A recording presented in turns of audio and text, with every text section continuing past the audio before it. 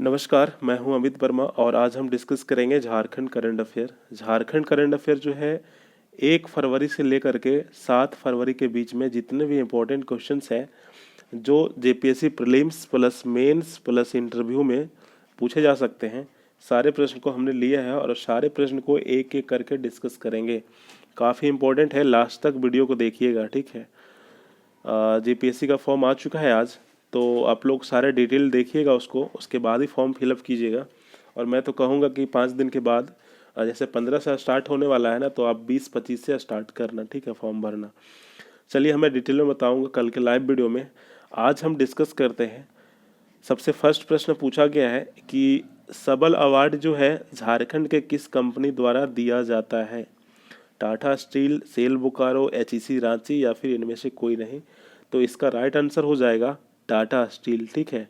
Tata steel के द्वारा जो है दिव्यांगों को यह अवार्ड दिया जाता है और झारखंड में टोटल जो है 24 दिव्यांगों को यह अवार्ड दिया जा चुका है। इसकी शुरुआत जो है, सबल अवार्ड की शुरुआत जो है 2017 से, ठीक है, टाटा स्टील फाउंडेशन के द्वारा दिया जाता है, ठीक है। वैसे दिव्यांग जो मतलब कि अगर कहेंगे नृत्य गायन हो गया या फिर संगीत हो गया, लेखन हो गया, चित्रकारी हो गया, ये सब में कुछ ज़रा जिसको नॉलेज होते हैं, ठीक है, जो बेहतर कार्य करते हैं इस सब के क्षेत्र में, उसको यह अवार्ड दिया जाता है, ठीक है। समझ में आ गई। अब हम नेक्स्ट डिस्कस करते हैं, एक और है अवार्ड से रिलेटेड सामान, ठीक है। आज बहुत ही अच्छे अच्छे प्रश्न को डिस्कस करेंगे, लास्ट तक बने रहिए, ठीक है। मेंस में भी काम आएंगे आपको, कुछ प्रश्न बताएंगे आपको। मेंस में जब आंसर राइटिंग लिखोगे उस वक्त काम आएगा। बाकी तो इंटरव्यू में कुछ भी पूछ सकता है, तो सारे को डिटेल पढ़ के जाना होगा, ठीक है। तो विशंभर मैथिली साहित्य सम्मान 2020 किसे दिया गया है, ठीक है। तो इसका राइट आंसर जो है लीली रे को तो बहुत पहले दिया गया था, शायद 2017-18 में, लेकिन 2020 का जो है कीर्ति नारायण मिश्रा को दिया गया है। कीर्ति नारायण मिश्रा जो है बेगूसराय बिहार से हैं, ठीक है। 2018 से यह पुरस्कार दिया जा रहा है, जो विशंभर मैथिली साहित्य पुरस्कार है 2018 से, ठीक है। 2018 से यह पुरस्कार दिया जा रहा है। आपको पता होगा ये मैथिली जो है ना, हमने इसलिए इस प्रश्न को लिया है कि यहाँ की मैथिली है, ठीक है। और मैथिली जो है झारखंड का द्वितीयक भाषा रखा गया है, ठीक है, द्वितीयक भाषा है। हाल फिलहाल जो है झारखंड के द्वितीयक भाषा के रूप में मगही को, भोजपुरी, मैथिली और अंगिका को शामिल किया गया है, ठीक है। टोटल जो है झारखंड में 16 द्वितीयक, मतलब अगर पूछा जाएगा कि झारखंड का दूसरा राजभाषा कितने टोटल है, तो टोटल 16 द्वितीयक राजभाषा हैं, ठीक है। जिसमें से आपका मैथिली हो गया, भोजपुरी हो गया, अंगिका हो गया, मगही हो गया, ठीक है। इसलिए हमने इस प्रश्न को लिया है क्योंकि झारखंड के द्वितीयक राजभाषा जो है मैथिली भी है, ठीक है। चलिए इसको डिस्कस करते हैं कि फिलहाल डाटा के अनुसार, इसको मैं डिलीट कर देता हूँ एक बार। देखिए इसको डिस्कस कीजिए कि फिलहाल डेटा के अनुसार झारखंड में खरीफ फसल के अंतर्गत धान उत्पादन कितना लाख टन हुआ है, ठीक है। तो कृषि से रिलेटेड ये सवाल है और ये सवाल जो है आपको आना चाहिए। तो इसका राइट आंसर जो है 49.26, ठीक है। इतना लाख टन जो है खरीफ फसल के अंतर्गत जो है धान का उत्पादन हुआ है। आपको पता है कि झारखंड का जो है मुख्य फसल कौन सा है? तो झारखंड का मुख्य फसल धान है, ठीक है। झारखंड का मुख्य फसल धान है। ये जो है 6.29%, ये है आपका मक्का। 6.29 जो है लाख टन है ना, परसेंट नहीं है। तो लाख टन में जो है ये मक्का का उत्पादन हुआ था इस वर्ष, ठीक है। ये जो है धान का उत्पादन हुआ था इस वर्ष 49.26, ठीक है। इस तरह के डेटा पूछे जाते हैं एग्जाम में, इसलिए हमने इसको लिया है। अच्छा, अगर पूछा जाएगा कि खरीफ फसल जो है इसका बुआई और कटाई कब किया जाता है, तो जून जुलाई में इसको बुआई किया जाता है, मतलब बोया जाता है ज़मीन पर, और अक्टूबर नवंबर के वक्त इसको काट लिया जाता है, ठीक है। और आपको पता होगा कि झारखंड का मुख्य फसल धान ही है। कृषि से संबंधित गतिविधियां झारखंड की अर्थव्यवस्था का मुख्य आधार भी है, ठीक है। तो इस तरह से आप लोग इसको एक बार देख लेना, इस डेटा को याद करना कि सबसे ज़्यादा जो है धान की खेती हुई थी 49.26 लाख टन, ठीक है। चलो एक और प्रश्न को डिस्कस करते हैं। ये काफ़ी इम्पोर्टेंट है मेंस के, हाँ मेंस प्रीलिम्स और आपका इंटरव्यू में भी पूछा जा सकता है कि CSR नीति होता क्या है, झारखंड सरकार इसको क्यों लागू करना चाह रहा है। इसको देखिए चौथा नंबर प्रश्न को। देखो यहाँ पे पूछा गया है कि झारखंड सरकार ने पहली बार CSR नीति की मंजूरी दी है, ठीक है। तो CSR का पूरा नाम क्या होता है और CSR होता क्या है आखिर ये, CSR क्या होता है, इसका पूरा नाम क्या है। तो CSR का पूरा नाम होता है कॉरपोरेट सोशल रिस्पॉन्सिबिलिटी, ठीक है। कॉरपोरेट सोशल रिस्पॉन्सिबिलिटी इसका पूरा नाम है। और भारत सरकार ने 2014 में, कब, 2014 में भारत सरकार ने कंपनी अधिनियम 2013 को, ठीक है, कंपनी अधिनियम 2013 को संशोधित कर, ठीक है, CSR को अनिवार्य करने वाला पहला देश बन गया था, ठीक है। कौन? भारत। इसके अंतर्गत क्या है कि CSR जितने भी कंपनियां होती है ना, बड़े बड़े कंपनियां, उसको CSR नीति के अंतर्गत रखा जाता है।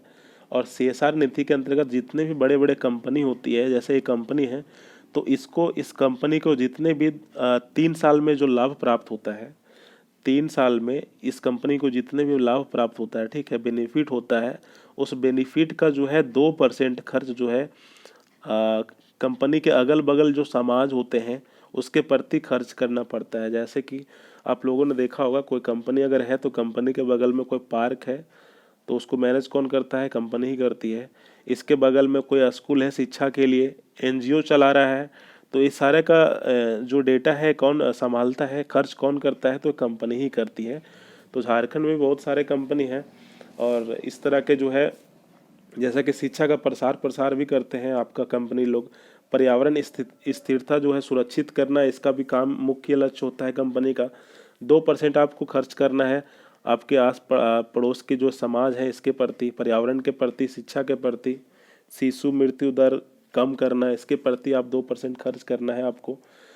तो इसलिए CSR नीति के अंतर्गत जो है कंपनी को रखा गया है, ताकि कंपनी के अगल बगल के जो माहौल है, समाज है, उसको लाभ मिल सके, ठीक है। चलो आगे डिस्कस करते हैं। इसका राइट आंसर क्या हो जाएगा?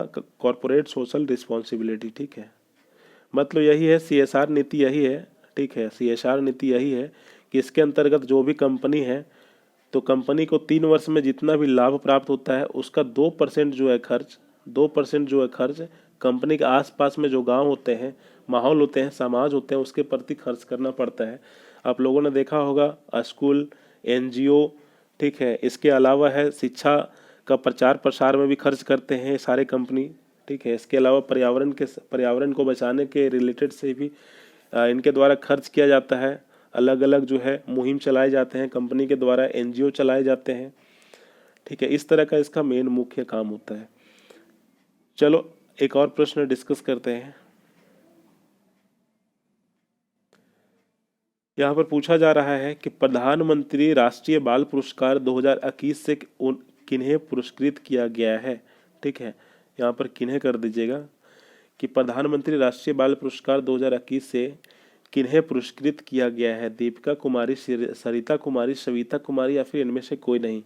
तो हाल फिलहाल आप लोगों ने न्यूज में देखा होगा फरवरी के महीने में कि प्रधानमंत्री राष्ट्रीय बाल पुरस्कार 2021 से सरिता कुमारी को सम्मानित किया जाएगा। और प्रधानमंत्री ने सरिता कुमारी से हाल फिलहाल बात भी की थी फ़ोन पर, ठीक है, बात भी किए थे, है ना।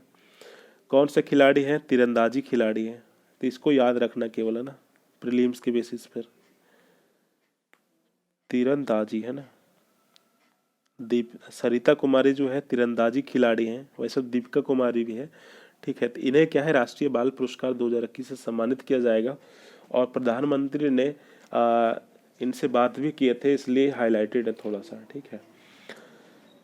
चलो एक और प्रश्न को डिस्कस करते हैं कि देश के कुल रेशम उत्पादन में झारखंड का कितना प्रतिशत योगदान है, ठीक है। इसको देखिए,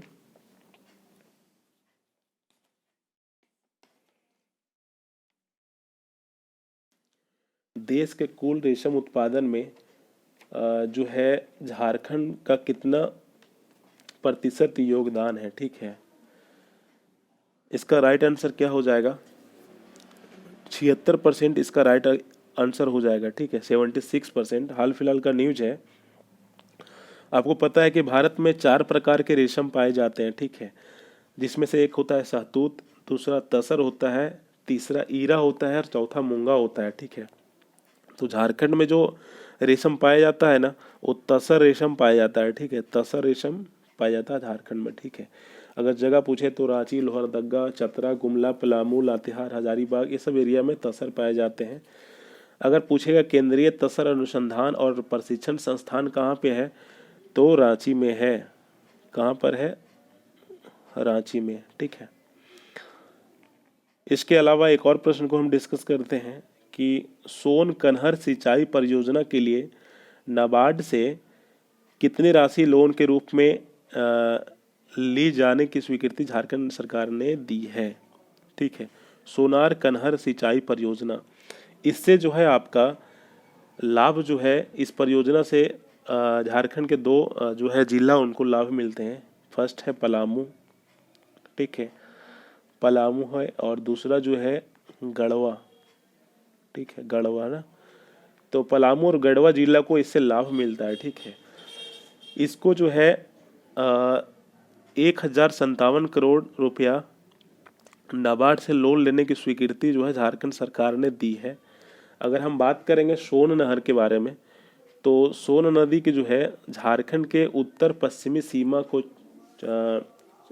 छोर पर बहती है, ठीक है। झारखंड का जो, जैसे देखो ये झारखंड अगर हम बना देते हैं, ठीक है, तो इस साइड वाला जो एरिया है ना, इस साइड को छूते हुए सोन नदी बहती है, और यह नदी पलामू के उत्तरी सीमा बनाते हुए बहती है। सहायक नदी अगर सोन नदी की बात करेंगे तो उत्तरी कोयल नदी है, और सोन नदी का उद्गम स्थल जो है आप लोगों ने ज्योग्राफी में पढ़ा होगा, मैकाल पर्वत, ठीक है। तो मैकाल पर्वत जो है अमरकंटक की पहाड़ी से सोन नदी का उद्गम होता है, ठीक है। और इसका जो झारखंड में अपवाह होता है, झारखंड में अपवाह वो पलामू और गढ़वा में ही होता है, ठीक है। पलामू और गढ़वा में सोन नदी झारखंड में बहती है। नेक्स्ट है कन्हर नदी, यहाँ पर एक है, इसको इसके बारे में भी जान लीजिए कि कन्हर नदी क्या है।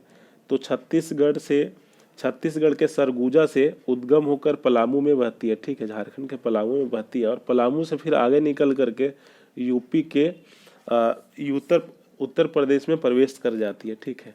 तो कन्हर नदी जो है छत्तीसगढ़ से निकलती है, झारखंड के पलामू से होकर बहते हुए उत्तर प्रदेश में प्रवेश कर जाती है। ये सब था एडिशनल थोड़ा सा डेटा। बाकी इसका राइट आंसर हो जाएगा 1075 करोड़ रुपये नाबार्ड से लोन लेने की स्वीकृति झारखंड सरकार ने दी है। कौन से जिले को इससे लाभ मिलता है? पलामू और गढ़वा जिले को, ठीक है। कृषि के लिए, सिंचाई के लिए जो है वो जल इस परियोजना से प्राप्ति की जा सकेगी। चलो इसको डिस्कस करते हैं। मुख्यमंत्री हेमंत सोरेन के बारे में एक सवाल पूछा गया है, ठीक है, कि यहाँ पर पूछा गया है कि मुख्यमंत्री हेमंत सोरेन ने वीर शहीद पोटो हो खेल मैदान का उद्घाटन किया है, कहाँ पर? अच्छा, यहाँ पर एक चीज़, यहाँ पे बहुत सारे सवाल बनते हैं, इंटरव्यू में पूछे जा सकते हैं या फिर मेंस में भी पूछे जा सकते हैं, ठीक है, कि पोटो हो क्या है, शहीद पोटो हो, इसके बारे में कुछ बताइए, ठीक है। तो इसका जो राइट आंसर है, इस खेल मैदान का उद्घाटन जो है पश्चिमी सिंहभूम में किया जा रहा है, ठीक है। तीरंदाजी खेल के लिए चाईबासा जिले के टोटो प्रखंड में, ठीक है, तीरंदाजी खेल के लिए चाईबासा जिले के टोटो प्रखंड में जो है ये है वीर शहीद पोटो हो खेल मैदान का उद्घाटन हेमंत सरकार के द्वारा किया गया है, ठीक है। शहीद पोटो हो कौन थे? इसका जन्म जो है, शहीद पोटो हो का जन्म जो है जगन्नाथपुर प्रखंड राजबासा में हुआ था, वेस्ट सिंहभूम में, ठीक है। और देखो, इन जो शहीद पोटो शहीद हुए थे, कुछ आंदोलन का विद्रोह कर रहे थे, ठीक है। इनके द्वारा बहुत सारे विद्रोह किया जा रहा था, जैसे कि अंग्रेजों द्वारा जो है आदिवासियों पर नियंत्रण एवं अंग्रेजी जो है साम्राज्य स्थापित करना, इसका जो विरोध है शहीद पोटो हो के द्वारा किया जा रहा था, ठीक है। इसके बाद अगर हम बात करेंगे, जो 1831 ईस्वी में जो हुआ था कोल विद्रोह, उसमें भी शहीद पोटो हो सक्रिय थे, इनका भी भागीदारी था, ठीक है। कहा जाता है कि कोल्हान और उड़ीसा के 22 गांवों का सरदार जो कोल्हान और उड़ीसा के 22 गांवों का सरदार जो है वो शहीद पोटो होट होते, ठीक है। ये पोटो जो हो थे ये 22 गांवों के सरदार थे, ठीक है। बहुत बड़ा एरिया का मतलब एक कहा जा सकता है इसको डॉन, है ना। और इन्हीं के नेतृत्व में 1837 में जो है शेरगसिया, ठीक है, सेरंग गसिया घाटी में युद्ध हुआ था। कब? 1837 ईस्वी में। इन्हीं के नेतृत्व में जो है 1837 ईस्वी में सेरंग गसिया घाटी में युद्ध हुआ था। जो अगर आप हिस्ट्री पढ़ोगे ना तो उसमें आपको देखने को मिलेगा सेरंग गसिया घाटी, वहाँ पर कब युद्ध हुआ था? 1837 में, और पोटो हो के नेतृत्व में ही हुआ था, ठीक है। बाद में इसको 1838 ईस्वी में फांसी दे दी गई थी और इसकी बाद में मृत्यु हो गई।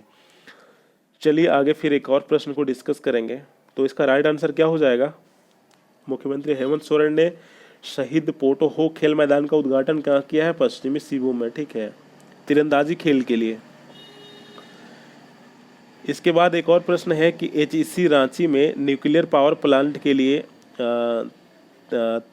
प्रेशराइज्ड हैवी पावर रिएक्टर का निर्माण किस देश की कंपनी की सहायता से की जा रही है? तो इसका राइट आंसर क्या हो जाएगा? एचईसी सवाल बहुत सारे पूछे जाते हैं तो हम सारे प्रश्न को डिस्कस भी करेंगे, ठीक है। तो इसका राइट आंसर रूस के एक कंपनी है उसकी सहायता से की जा रही है, ठीक है। 700 मेगावाट क्षमता वाले पावर प्लांट का निर्माण किया जाएगा ऐसा कहा जा रहा है, ठीक है। एचईसी की स्थापना कब हुई थी? एचईसी की स्थापना जो है आपका 1958 में किया गया था, ठीक है।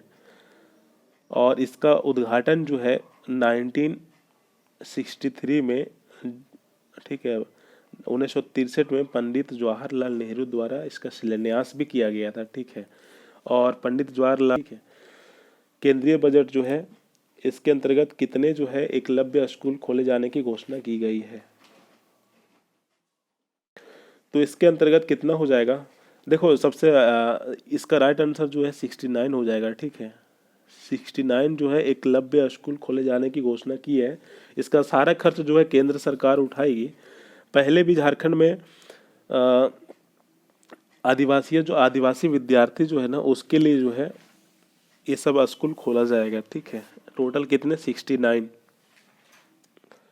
झारखंड में पहले भी 13 स्कूल मिल चुके हैं, 13 एकलव्य स्कूल जो है आवासीय विद्यालय मिल चुके हैं और बाकी इस बार 69 मिला है। मतलब टोटल मिला करके झारखंड को 82 एकलव्य स्कूल मिल चुके हैं, ठीक है।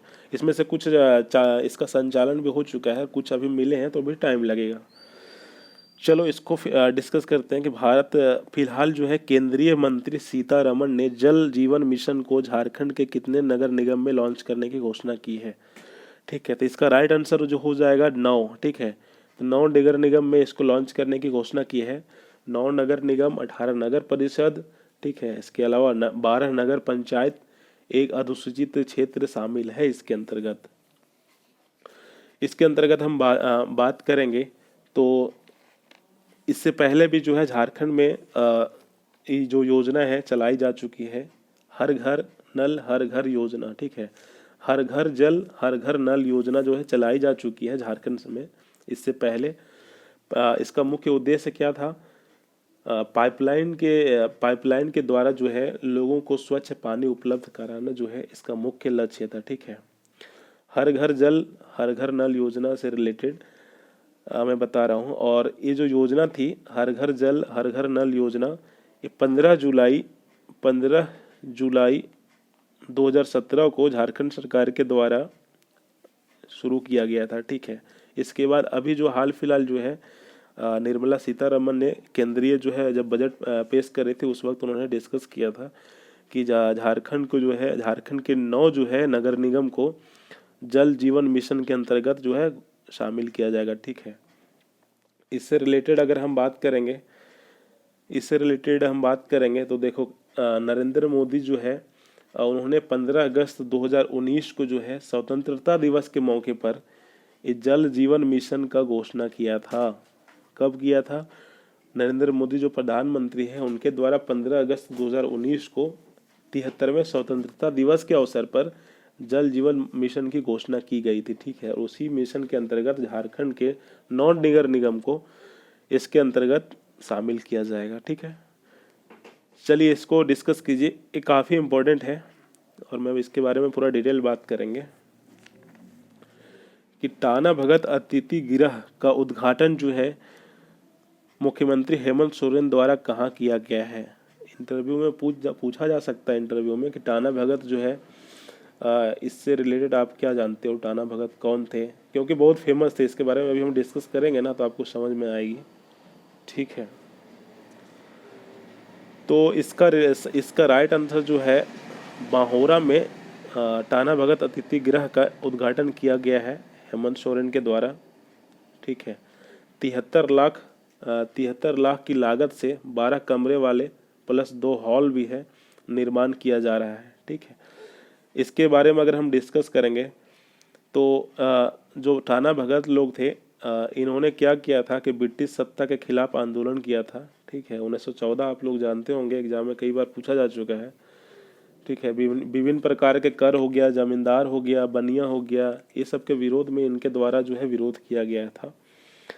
इसके बाद बात करेंगे ये टाना भगत जो थे ये क्या थे, ये सारे समुदाय जो थे, ये जो एक पूरा ग्रुप जो था ये महात्मा गांधी के अनुयायी थे। ठीक है, टाना भगत आंदोलन 1914 में हुआ था और इसके जो नेतृत्व करता थे जतरा उरांव। ठीक है, कौन थे, जतरा उरांव इसका नेतृत्व करता थे। ठीक है, उरांव जनजाति से थे इसलिए जतरा उरांव इनको कहा जाता है। इस आंदोलन को बिरसा मुंडा आंदोलन का विस्तार भी माना जाता है। ठीक है, बिरसा मुंडा आंदोलन जब खत्म हो गई थी उसके बाद फिर ये आंदोलन चलाया गया था और उसका विस्तार भी माना जाता है। ठीक है, इसके डिटेल में अगर हम बात करेंगे तो टाना भगत आंदोलन के तीसरे चरण में टाना भगतों ने महात्मा गांधी के नेतृत्व में राष्ट्रीय आंदोलन में भी भाग लिया था, ये सब टाना भगत लोग। इसके बाद बात करेंगे कि टाना भगत जो लोग थे ये लोग क्या थे कि 1922 में जो गया में कांग्रेस का अधिवेशन हुआ था उसमें शामिल हुआ था। 1923 में जो आपका नागपुर में अधिवेशन हुआ था उसमें भी टाना भगत लोग शामिल हुए थे। 1940 में जो रामगढ़ में अधिवेशन हुआ था उसमें भी टाना भगत लोग शामिल हुए थे और महात्मा गांधी जी को 400 रुपये के थैली जो है भेंट किया था इन्होंने, टाना भगतों ने। ठीक है, कौन से अधिवेशन में, रामगढ़ के अधिवेशन में। कब हुआ था, 1940 में। अच्छा, कुछ लोगों के थोड़ा सा संकोच होगा, मैं मतलब समझ में नहीं आ रही होगा कि आखिर टाना भगत थे क्या। ठीक है, तो मैं इसको डिस्कस में आपको बता रहा हूँ। देखो, टाना भगत जो है किसी का नाम नहीं था, कोई पर्सन नहीं थे, टाना भगत एक ग्रुप का नाम था। ठीक है, तो आप लोगों को पता होगा कि टाना भगत आंदोलन जो है 1914 में जतरा उरांव जो है, ठीक है, जतरा उरांव के नेतृत्व में 1914 में टाना भगत आंदोलन चलाया गया था। तो टाना भगत को एक ग्रुप का नाम था। ठीक है, तो जतरा उरांव जो है इन्होंने क्या किया था कि लोगों के बीच उपदेश बांटना शुरू किया। ठीक है, जिसको हम लोग अभी हाल फिलहाल में बोलते हैं कि ज्ञान की, ज़्यादा ज्ञान मत बांटो। तो जतरा उरांव जो क्या किया कि उपदेश देना शुरू किया। ठीक है, जैसे कि मांस नहीं खाना है मंदिरों, उसके बाद आपका किसी की हत्या नहीं करना है। ठीक है, बस पशु बलि रोकना है, भूत प्रेत हो गया, डायन प्रथा हो गया, इस सब पे अंधविश्वास होता है, ये सब लोगों को समझाने लगे। गाय का पूजा करो, घर में तुलसी का पौधा जो है उसका पूजा करो, उसको रखो घर के आंगन में।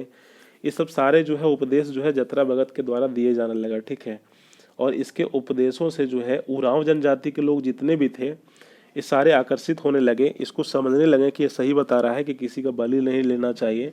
ठीक है, गाय की सेवा करो, इसके अलावा दारू हो गया, मांस हो गया, ये सब खाना नहीं चाहिए, पीना नहीं चाहिए।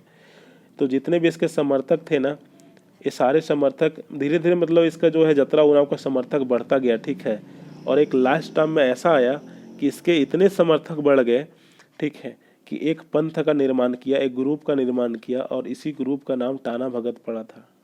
ठीक है, और टाना भगत जो है आगे मिल करके इसके सारे जितने भी सदस्य थे इन्होंने लास्ट में 1914 में टाना भगत आंदोलन जो है उसमें शामिल हुए और विभिन्न तरह तरह से इसका आंदोलन किया गया हर जगह से। ठीक है, तो इसका राइट आंसर क्या हो जाएगा, बाहोरा में। ठीक है, इसलिए इसको जो है टाना भगत अतिथि गृह का उद्घाटन जो है मुख्यमंत्री हेमंत सोरेन के द्वारा बाहोरा में किया गया है। और इसको कहा जाता है कि ये जो है आपका टाना भगत जो है समुदाय है ये महात्मा गांधी का अनुयायी थे, क्योंकि आपको बताया ना कि गया के जो है कांग्रेस अधिवेशन हुआ था नागपुर का कांग्रेस अधिवेशन हुआ था। इसके अलावा रामगढ़ में जो कांग्रेस अधिवेशन हुआ था उसमें सब ताना भगत लोग शामिल हुए थे। चलिए इसको डिस्कस करते हैं। सीसीएल के निदेशक विनय रंजन को किस पुरस्कार से सम्मानित किया गया है? तो इसको एक चीज़ आप लोग याद रख लेना, इसका राइट आंसर हो जाएगा CHRO ऑफ द ईयर। ठीक है, इसको क्यों दिया गया था विनय रंजन को?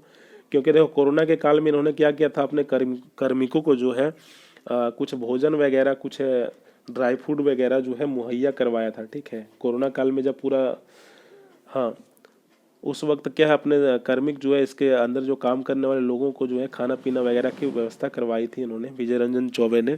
इसलिए सीसीएल के निदेशक विनय रंजन चौबे को CHRO ऑफ द ईयर जो है पुरस्कार दिया गया। ठीक है, इसका आयोजन कोलकाता में हुआ था। और फिर CCL है ना, तो ये जो CCL है, ठीक है, कोलफील्ड इंडिया लिमिटेड, CCL को क्या है, कोलफील्ड इंडिया लिमिटेड जो है यह सहायक कंपनी है किसका, कोल इंडिया लिमिटेड। ठीक है, कोल इंडिया लिमिटेड की जो है CCL एक सहायक कंपनी है। इसका हेडक्वार्टर कहाँ पे है? CCL का हेडक्वार्टर है रांची में। ठीक है, रांची में 1 नवंबर 1975 को इसकी स्थापना की गई थी। CCL को 1 नवंबर 1975 को। ठीक है, और श्रेणी 1 में, ठीक है, 2007 से मिनीरत्न कंपनी में पहला स्थान है। ठीक है, CCL। चलिए इसको डिस्कस करते हैं। एक और प्रश्न है 14 नंबर कि झारखंड में पहली बार कबड्डी प्रीमियम लीग का आयोजन कहाँ किया गया? ठीक है, झारखंड में पहली बार कबड्डी प्रीमियर लीग का आयोजन कहाँ किया गया है? तो इसका राइट आंसर हो जाएगा देवघर में किया गया। ठीक है, देवघर पहली बार है, इसलिए इस प्रश्न को लिए कहाँ पे किया गया है? देवघर में। पीटी में पूछेगा, इसके अलावा कहीं नहीं पूछेगा एग्जाम में। ठीक है, इसके बाद एक चीज़ और है कि क्रिकेट भावना सम्मान से सम्मानित किया गया है किसे? तो इसका राइट आंसर हो जाएगा महेंद्र सिंह धोनी को। ठीक है, किसको? महेंद्र सिंह धोनी को।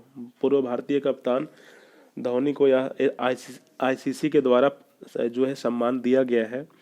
कहा जाता है, इसलिए दिया गया है क्योंकि कहा जाता है कि 2011 में एक मैच हुई थी। ठीक है, 2011 में नॉटिंघम में एक टेस्ट मैच हुआ था। उस दौरान क्या हुआ था कि एक खिलाड़ी थे, रन आउट हो गए थे। ठीक है, तो रन आउट हो गए थे, इसके बावजूद भी अपने सद्भावना को दिखाते हुए महेंद्र सिंह धोनी ने उसको बुला करके बोला कि फिर से आप खेलो।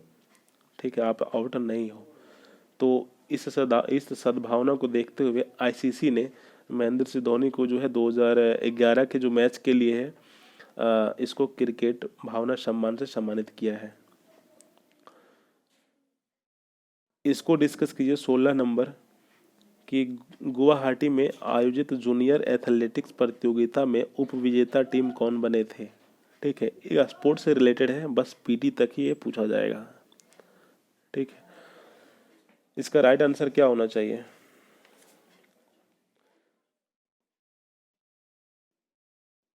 इसका राइट आंसर हो जाएगा झारखंड। ठीक है, झारखंड हो जाएगा।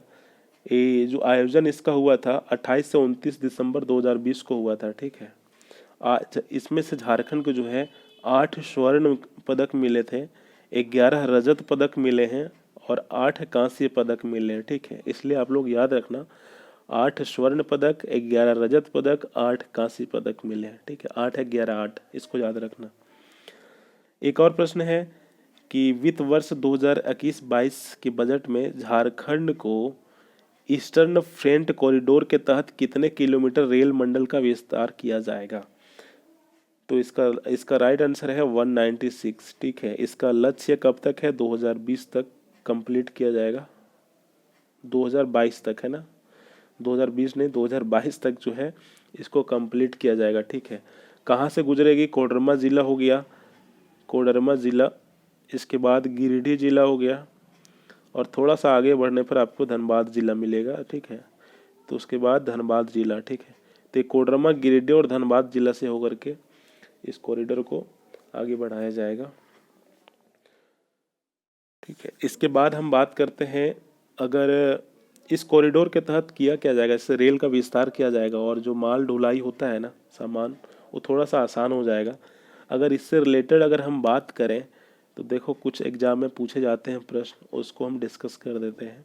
जैसे कि आप लोगों को पता होना चाहिए कि इंडियन एल्युमिनियम कंपनी जो है वो कहाँ पे है, मुरी में है, और उसकी स्थापना कब की गई थी, 1938 ईस्वी में। ठीक है,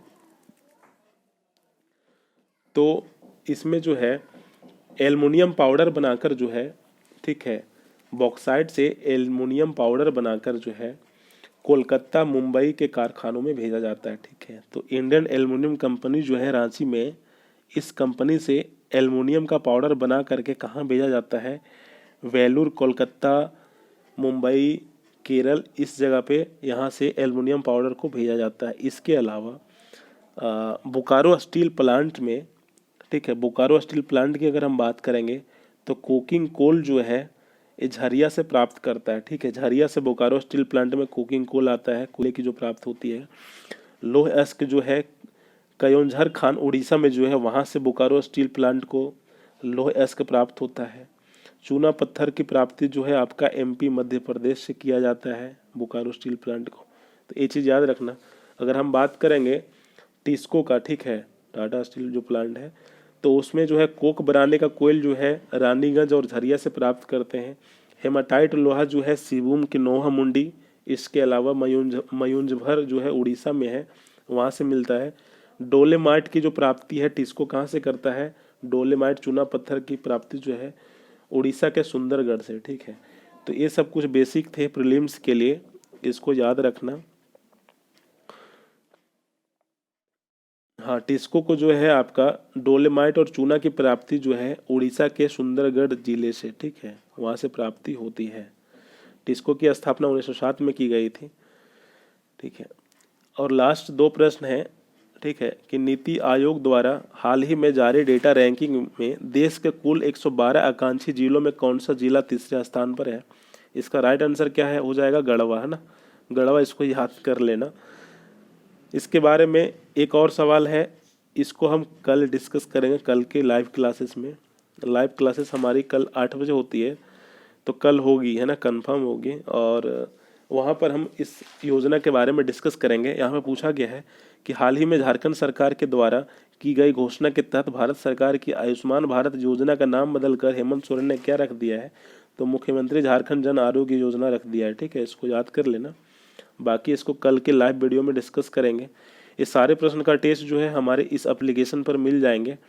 एप्लीकेशन को इंस्टॉल कर लीजिएगा गूगल प्ले स्टोर से, उसका इसका लिंक जो है नीचे डिस्क्रिप्शन पे हमने दे रखा है, वहाँ से भी आप डाउनलोड कर सकते हैं।